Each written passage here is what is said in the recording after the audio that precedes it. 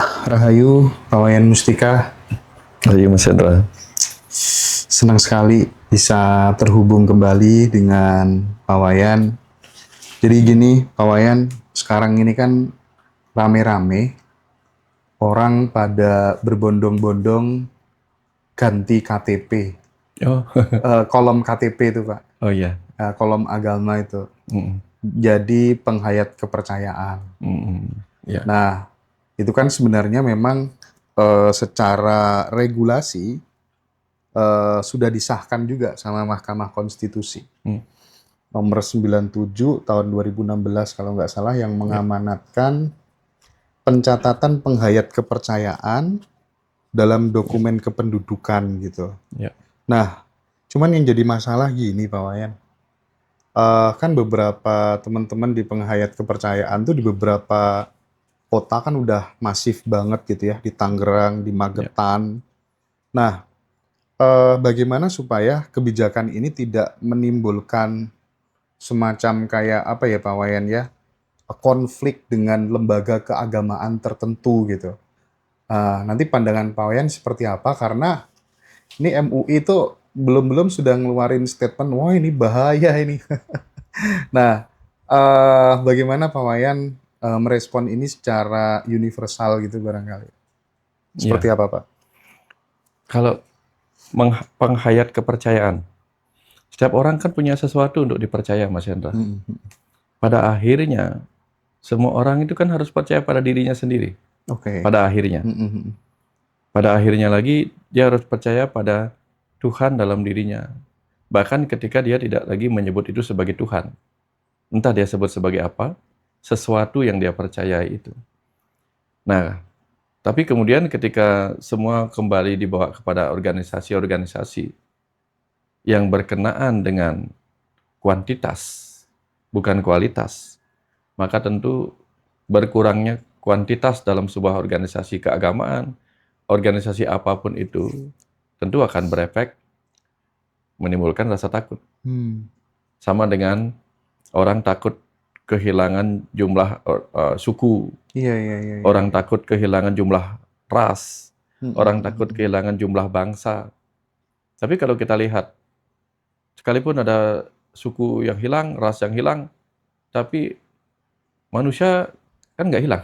Iya, iya, betul, betul. Ya, kalau kita melihat lebih kecil dari ukuran manusia sebagai sebuah keluarga besar, nah yang terjadi adalah kita takut suku ini hilang, suku itu hilang, ras ini hilang, ras itu hilang, kemudian organisasi agama ini berkurang dan sebagainya. Padahal yang kita butuhkan dalam dunia keagamaan itu kan membawa orang percaya pada dirinya sebenarnya.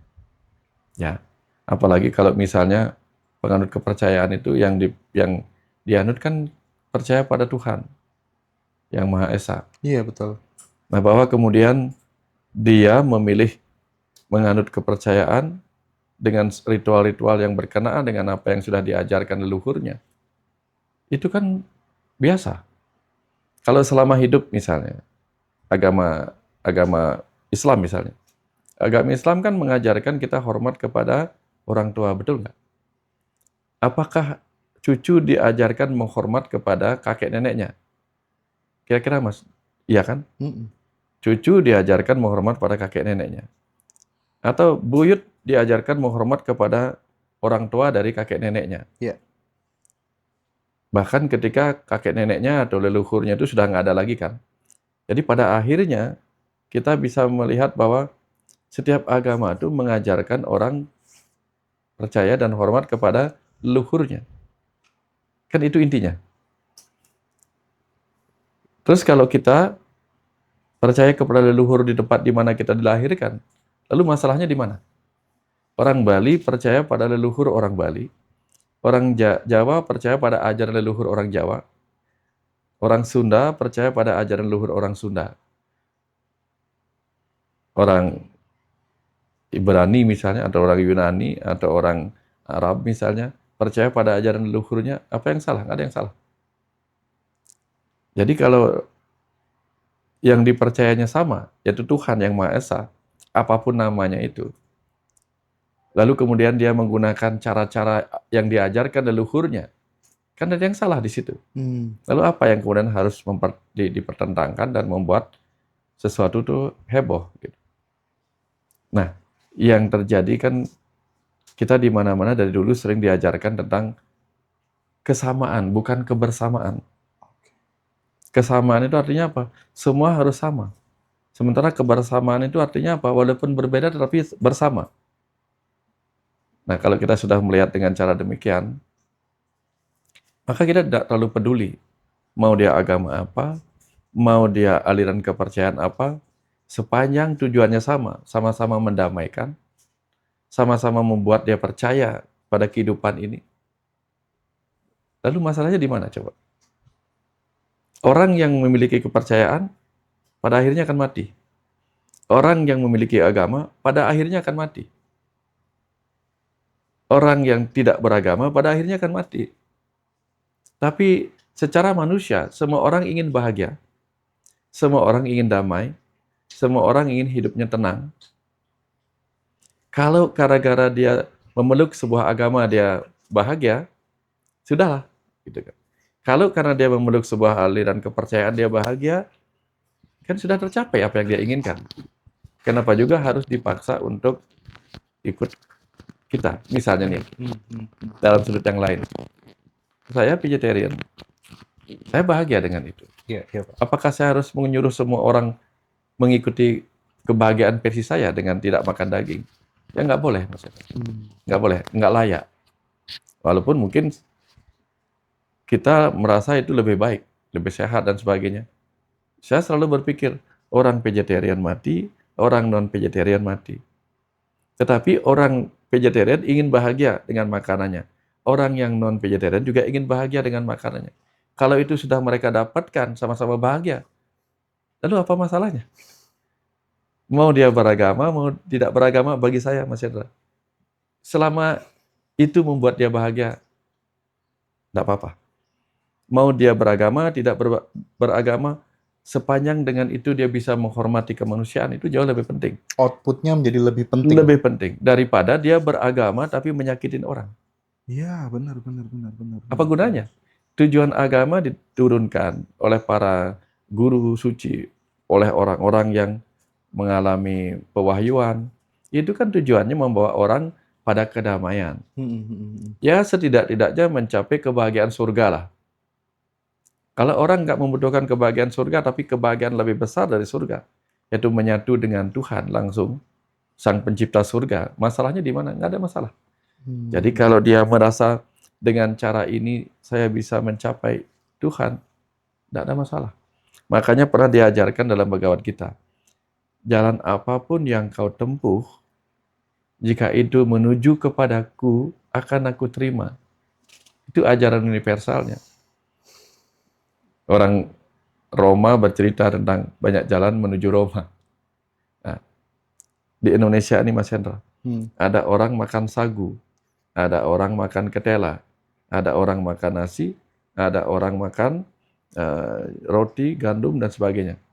Tujuan utamanya apa? Kenyang. Perbedaannya mereka makan sumber karbohidrat yang berbeda.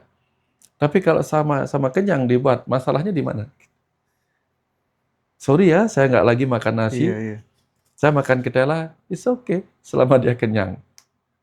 Nah, maka kalau misalnya nih, Mas Hendra pernah menempatkan saya di sebuah hotel. Di hotel itu, makanannya macam-macam. Minumannya macam-macam waktu breakfast. Ya, senang nggak kira-kira saya? Harusnya senang. Senangnya kenapa? Karena banyak jalan menuju kenyang. Ya, Tapi, ya, banyak jalan menuju kenyang. Nah, ada yang perlu diperdebatkan di situ. Sama dengan banyak orang menemukan banyak jalan untuk menuju Tuhan. Mau beragama, mau aliran kepercayaan. Nggak ada masalah sebenarnya.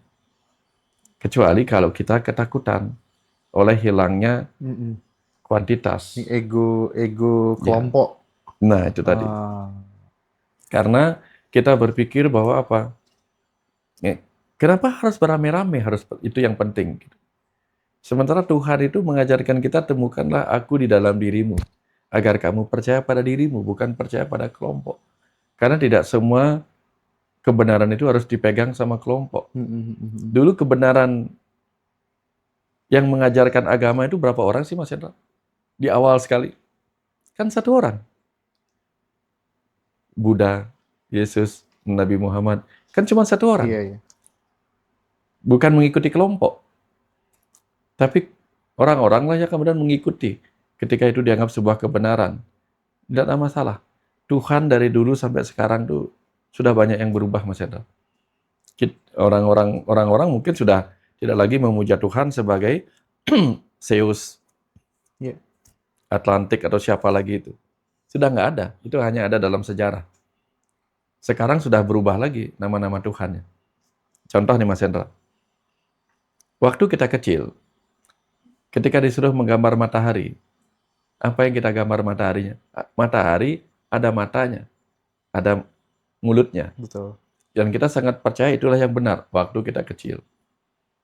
Setelah kita beranjak dewasa, mungkin kita mulai menggambar matahari, tidak ada gambar matanya, cuma ada gambar cut seperti itu. Tapi setelah lama-lama, kita mungkin nggak menggambar seperti itu lagi. Maka penggambaran kita tentang Tuhan pun akan terus berubah-ubah. Masalah nggak di situ? Ya nggak masalah. Waktu kita kecil, aku bercita-cita pengen punya rumah. Rumah kayak apa kita gambar, Mas Hendra? Kalau Mas Hendra ingat. Pasti kotak, di atasnya segitiga, Iya, ada jendela satu. betul. Sekarang setelah kita punya uang, bisa beli rumah, mau nggak bikin rumah kayak gitu? Nggak mau lagi. Kita memerlukan sesuatu yang Iya, iya. menurut kita lebih sempurna. Fasenya udah berbeda. Ya, maka ketika dulu kita percaya pada Tuhan yang seperti ini, lalu kepercayaan kita kemudian berkembang kualitasnya kepada Tuhan yang lebih universal, masalahnya di mana? Tidak ada masalah. Ya, karena setiap agama bagi saya, Mas Hendra, setiap agama itu mengandung universalitas. Kalau dia telusuri lebih dalam dan lebih tinggi. Tapi kalau kita hanya berdiam di akar itu bahasa Latinnya mungkin radix, membuat kita radikal, radikal Itu gitu. sih masalahnya. Ya, jadi nggak dapat kita sesuatu ya, Mas Hendra. Makanya seorang astrolog, fisikawan siapa ya, lupa aku. Ya. Jadi orang beragama itu dia menyembah sesuatu yang tidak terlihat, namun paradoksnya dia menghancurkan sesuatu yang terlihat berupa alam tanpa mereka sadari bahwa sesuatu yang dihancurkan itu adalah Tuhan yang mereka sembah sendiri gitu. Nah ini kan semacam kayak pemisahan antara apa tuh namanya, iman, memisahkan antara Tuhan dan bumi dengan alam semesta. Itu kan sesuatu yang paradoks banget gitu. Beragama tapi kelakuannya, perilakunya justru malah kebalikannya gitu ya Pak ya. Nah, saya kembali potong Mas Hendra ya. Itu mirip seperti misalnya ada yang mengatakan begini misalnya. Wah, saya sangat cinta dengan Pak Dokter sebagai seorang penulis. Katanya sambil merobek-robek buku saya. Kebayang nggak Mas Hendra? Betul. Dia mencintai saya sebagai penulis tapi merobek-robek tulisan saya. Harusnya Dia mengoleksi ya Pak? Mengoleksi dan membaca dan menyayangi. mengimplementasikan dalam kehidupan sehari-hari. Dia mencintai sang pencipta sambil mengobrak-abrik ciptaannya. Apa bedanya di situ? Benar. Keren itu. Jadi saya mencintai penyanyi ini. Pernah dengar nyanyiannya nggak? Aku nggak mau dengar nyanyiannya. Aku benci dengan semua lagu-lagunya. Tapi aku mencintai penyanyi itu. Gimana caranya? Bullshit itu ya. Mencintai sang pencipta sambil menghancurkan ciptaannya gitu. Iya. Nah, lebih dalam lagi Pak Wayan tentang apa tuh namanya keberadaan teman-teman nih yang mulai pada rame kan di Dukcapil beberapa kabupaten. Nggak tahu kalau di Bali kan sebenarnya sudah spiritual yang esensial itu saya lihat teman-teman di Bali udah mayoritas kayak gitulah ya, tidak meninggalkan ajaran-ajaran leluhurnya gitu ya. Tetapi yang di Jawa sekarang yang dipermasalahkan sama MUI katanya, wah penghayat kepercayaan itu tidak memenuhi syarat untuk menjadi sebuah agama karena nggak punya nabi, karena nggak punya kitab suci gitu kalau katanya ya, nggak punya tempat ibadah gitu ya, dan menyebut perubahan kolom agama katanya tuh bisa membahayakan akidah secara ideologis gitu. Ini gimana sih Pak Wayan? Atau mungkin jangan-jangan nih orang-orang yang ada di MUI perlu di ini ya, jangan hanya Polri yang direformasi ya. Jadi kualitas orang-orang yang ada di MUI juga barangkali Ya. perlu di upgrade menjadi MUI 2.0 gitu barangkali supaya lebih aware, lebih sadar, lebih memahami sebuah pluralisme gitu. Gimana Pak Wayan? Menurut saya tuh begini Mas Hendra, kalau kita mencintai ajaran leluhur kita, maka jangan membenci siapapun. Kalau kita mau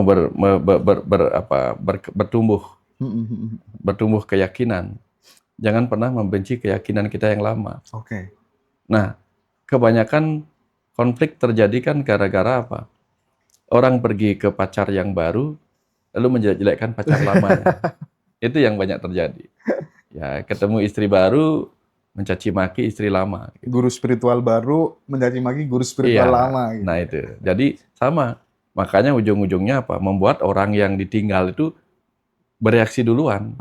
Karena merasa jangan-jangan nanti ketika orang itu berpindah pada sebuah aliran kepercayaan, dia akan menjelek-jelekkan agama yang pernah dianutnya. Nah, ini yang tidak perlu terjadi. Kalau kita mau menganut aliran kepercayaan per Tuhan, ya sudah jalankan tanpa pernah menyakiti siapapun.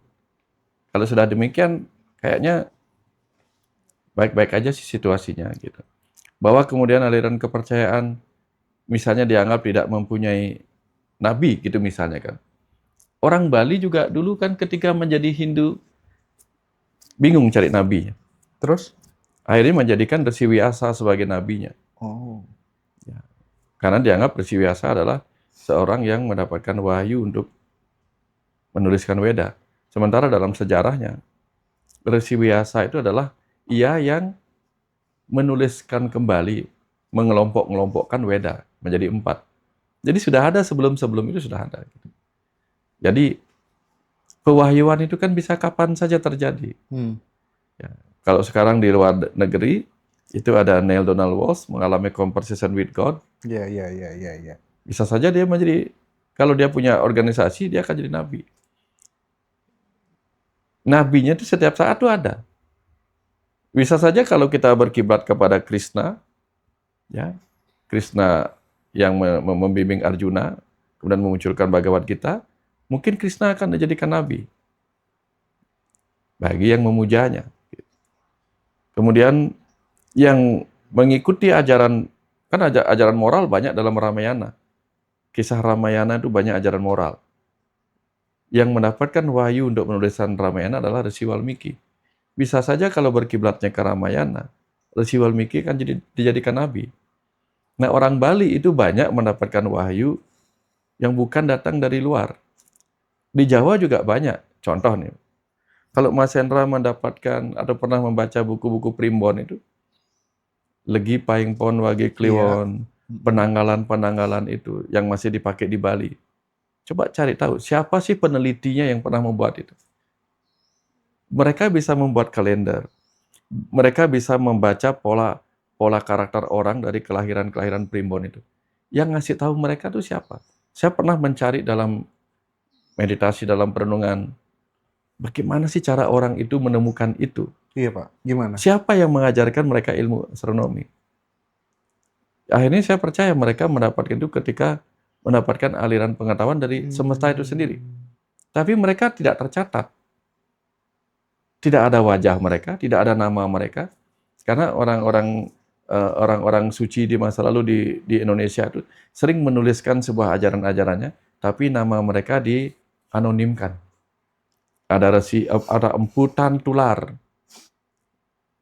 Ya, ada empu-empu yang dengan nama-nama bukan aslinya. Karena mereka ingin menganonimkan itu, tidak ingin dikenal. Seperti Nabi mungkin. Nabi kan juga tidak ingin dikenal. Jangan menggambarkan aku. Tapi orang kemudian mengenal nama beliau. Tapi kan wujudnya nggak boleh diinikan. Gitu. Nah itu yang saya lihat bahwa apa? Dasar-dasar ini agama itu bukan agama. Kalau didasarkan pada kriteria-kriteria itu, ya dulu juga nggak ada itu.